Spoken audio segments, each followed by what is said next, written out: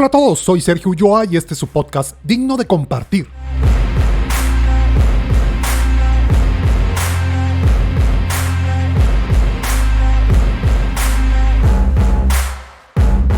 Este episodio 45 lo titulé ¿Soy inteligente? En el episodio 6 de Digno de Compartir, mediante la historia del gimnasta Bart Conner, toqué el tema de cuestionar las ideas que tenemos sobre la inteligencia. La que necesitas para ser un campeón de artes marciales no es la misma que necesitas para ser un premio Nobel de matemáticas. En este episodio les narraré algunas partes del capítulo 2 del libro El Elemento para profundizar sobre la inteligencia, el concepto que generalmente hemos tenido de ella a través del tiempo, así como la forma más común de medirla, los tipos de inteligencia que existen de acuerdo a diferentes autores y los 3 rasgos que la caracterizan. De esta manera podremos darnos una mejor idea para responder la pregunta del título. Acompáñenme a conocerlo.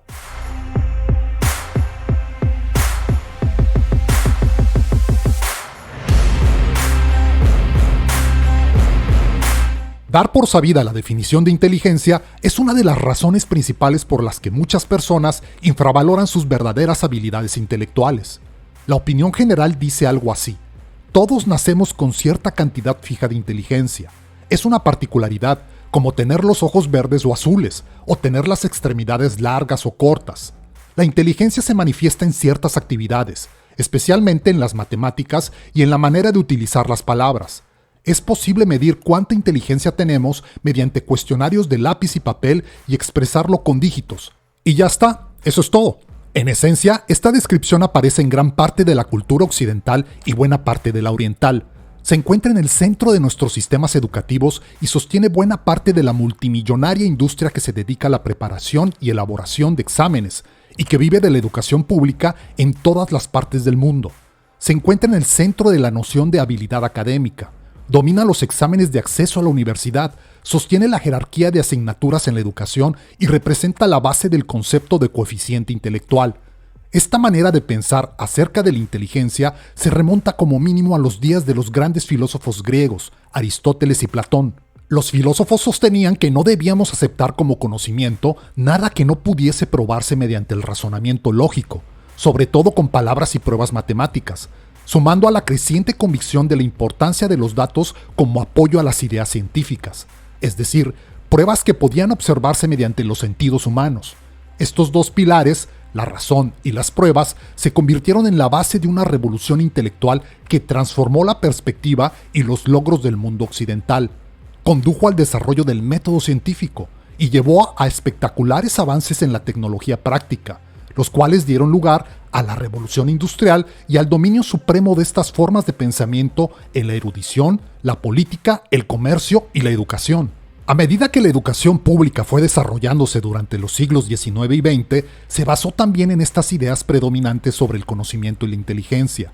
Según se extendía la educación a toda la sociedad para cumplir con las crecientes exigencias de la revolución industrial, también surgió la necesidad de crear formas rápidas y fáciles de selección y valoración. La nueva ciencia de la psicología estaba disponible, con nuevas teorías acerca de cómo se podía examinar y medir la inteligencia. En la mayoría de los casos, se definió la inteligencia desde el punto de vista del razonamiento verbal y matemático. Estos procesos también se utilizaron para cuantificar los resultados. La idea más significativa en medio de todo esto fue la del coeficiente intelectual. Así es como acabamos pensando en la verdadera inteligencia, creyendo que las formas racionalistas de pensamientos eran superiores a los sentimientos y a la emoción, y que las ideas que en realidad cuentan son las que pueden comunicarse con palabras o mediante expresiones matemáticas. Además, creímos que podíamos cuantificar la inteligencia y confiar en los exámenes del coeficiente intelectual o pruebas estandarizadas como el SAT para identificar quién es verdaderamente inteligente y digno de un trato destacado. Creemos saber la respuesta a la pregunta, ¿cómo eres de inteligente? Sin embargo, la verdadera respuesta es que la pregunta está mal planteada. La pregunta correcta es, ¿de qué modo eres inteligente? La diferencia con la anterior es abismal. El cómo indica que hay una forma limitada de medir la inteligencia y que el valor de la inteligencia de todas las personas se puede reducir a una cifra o a algún tipo de cociente. El de qué modo apunta a una verdad que no reconocemos como deberíamos, que hay diferentes maneras de expresar la inteligencia y que ninguna escala puede medirlas. Howard Gardner, profesor de psicología de la Universidad de Harvard, ha sostenido con gran éxito que tenemos no una, sino múltiples inteligencias. Estas incluyen inteligencia lingüística, musical, matemática, espacial, kinestésica, interpersonal, que se refiere a relaciones con los demás, e intrapersonal, que se refiere a conocimiento y comprensión de uno mismo. Afirma que estos tipos de inteligencia son más o menos independientes entre sí y que no hay una más importante que otra, aunque puede que algunas sean dominantes y otras latentes. Mantiene que todos tenemos distintos puntos fuertes en diferentes inteligencias y que la educación debería tratarlas por igual para que todos los niños tuviesen la misma oportunidad de desarrollar sus habilidades individuales. Robert Stenberg es profesor de psicología en la Universidad de Tufts. Es desde hace tiempo crítico con los métodos tradicionales de las pruebas de inteligencia y el coeficiente intelectual. Sostiene que hay tres tipos de inteligencia. La primera, la inteligencia analítica, que consiste en la habilidad para solucionar problemas utilizando las aptitudes académicas y para realizar los tests convencionales del coeficiente intelectual. La segunda, la inteligencia creativa, que sería la habilidad para enfrentarse a nuevas situaciones y encontrar soluciones originales. Y la tercera, la inteligencia práctica, la habilidad para enfrentarse a los problemas y desafíos de la vida diaria. El psicólogo y autor de bestsellers Daniel Goleman ha sostenido en sus libros que hay una inteligencia emocional y una inteligencia social, ambas fundamentales para llevarnos bien con nosotros mismos y con el mundo que nos rodea. Robert Cooper, autor de Aprende a utilizar el otro 90%, mantiene que no deberíamos entender la inteligencia como algo que ocurre solo en el cerebro que tenemos dentro del cráneo. Habla del cerebro del corazón y del cerebro del intestino. Siempre que tenemos una experiencia directa, dice, esta no va directamente al cerebro que se halla en el interior de nuestra cabeza. Se dirige primero a las redes neurológicas del tracto intestinal y del corazón. Describe la primera de ellas, el sistema nervioso entérico, como un segundo cerebro dentro de los intestinos, que es independiente, pero que también está interconectado con el cerebro del cráneo. Sostiene que esta es la razón por la que a menudo nuestra primera reacción ante un acontecimiento es una reacción intestinal. Seamos o no conscientes de ello, dice, nuestras reacciones intestinales configuran todo lo que hacemos. La inteligencia humana parece tener por lo menos tres rasgos principales. El primero es que es extraordinariamente heterogénea. Está claro que no se limita a la habilidad de hacer razonamientos verbales y matemáticos. Estas habilidades son importantes, pero simplemente son una de las formas en las que se expresa la inteligencia.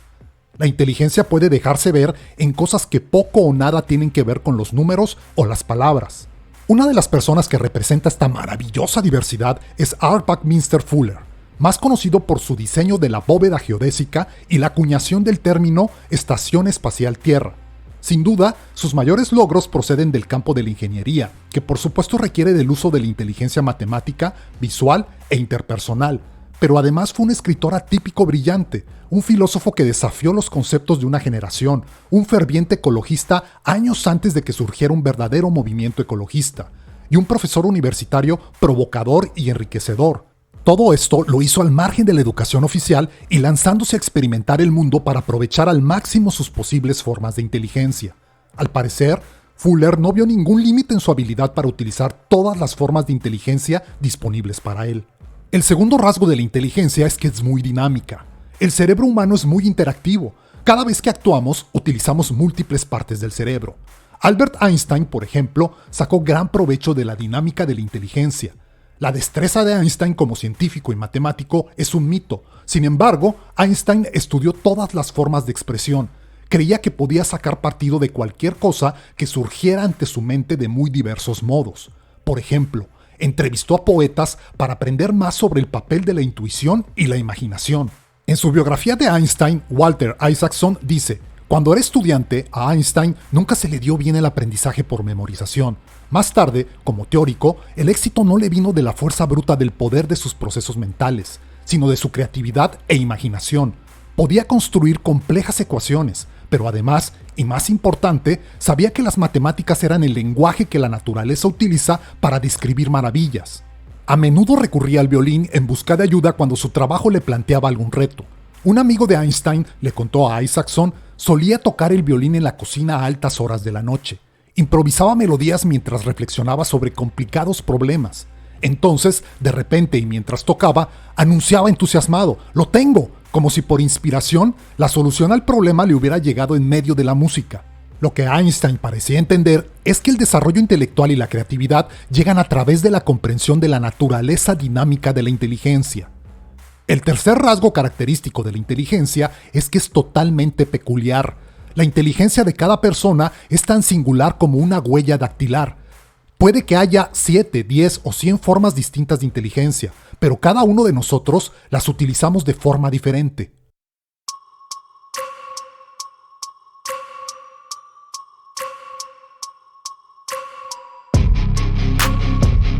Todo lo anterior nos lleva de nuevo a la pregunta, ¿de qué modo eres inteligente? Saber que la inteligencia es diversa, dinámica y peculiar permite abordar la cuestión de una manera distinta. Cuando eliminas las ideas preconcebidas sobre la inteligencia, puedes empezar a percibir tus diferentes formas de inteligencia. Nadie es solo una simple puntuación intelectual o una escala lineal. Dos personas con las mismas calificaciones no harán las mismas cosas, ni compartirán los mismos intereses, ni alcanzarán los mismos logros en la vida.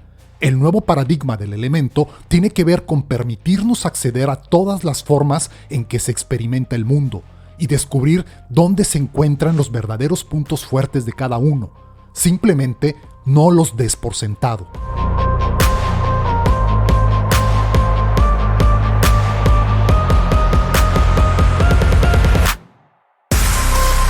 Espero les haya gustado y sea digno de compartir para ustedes. Te pido por favor des clic en seguir en la plataforma de podcast de tu preferencia y lo califiques con las estrellas que consideres. Si son 5 mucho mejor, ya que de esa manera me ayudas a que llegue a más personas. Si lo escuchaste en YouTube, Facebook o Instagram y te gustó, por favor apóyame con un me gusta, suscríbete al canal o selecciona seguir en la red social.